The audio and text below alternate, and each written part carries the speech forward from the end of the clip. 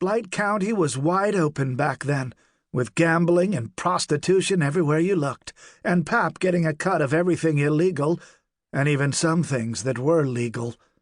Drinking and dancing and carousing every night, all night. It was wonderful. Oh, the fun we had in those days! For a brief moment a devil-may-care look flashed across her face. Tully still had childhood memories of his mother as a flashy young woman. He had heard old men talk about her as the most beautiful girl in all of Blight County. Is that where he made all his money, getting a cut off the prostitution and gambling? Not all his money. He and that rascal buddy of his, Pinto Jack, sold their gold mine for a fortune.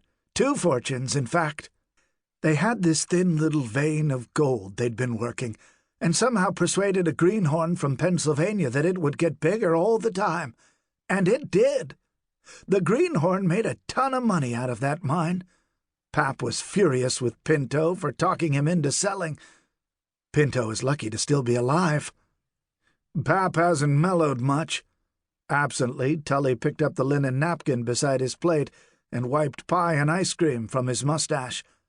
His mother cut the point off her second piece of pie, placed a dab of ice cream on it, and forked it into her mouth. A dreamy expression came over her face.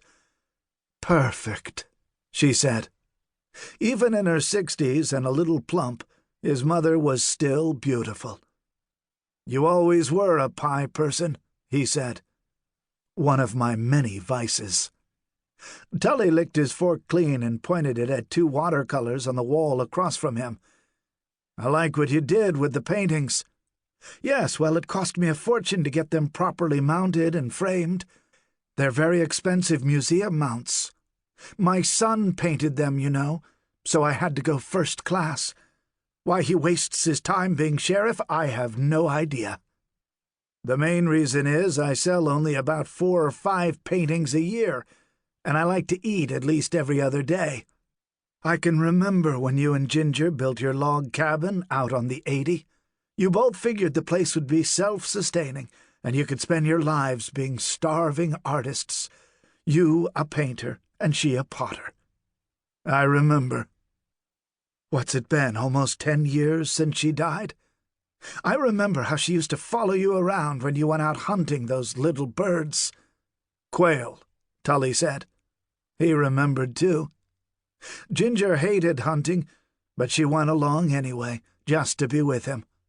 She would hold the dead birds and pet them before putting them in the game bag. Sometimes she would get tears in her eyes. He would think to himself, she doesn't have to come. He liked that she did, but she didn't have to, just to be with him in the hills and fields that both of them loved. Well, maybe she did have to come. His mother was silent now, concentrating on her pie. Tugging on a soggy corner of his mustache, Tully watched her. Catherine, Rose, McCarthy, Tully, O'Hare, Tully, Casey.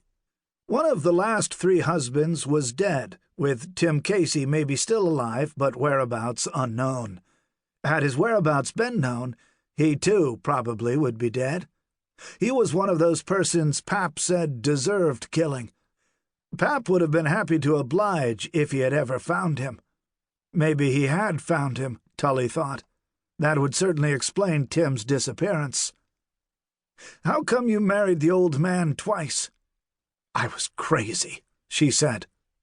One of the things Tully liked most about his mother was her talent for focusing totally on a single thing in a single instant. In this case, the piece of pie she was eating, each bite of peach achieving its own individual identity. For this single moment, her world was peach pie. Tully could eat 2 Big Macs, one after the other, with no recognition of the fact before, during, or after the operation itself.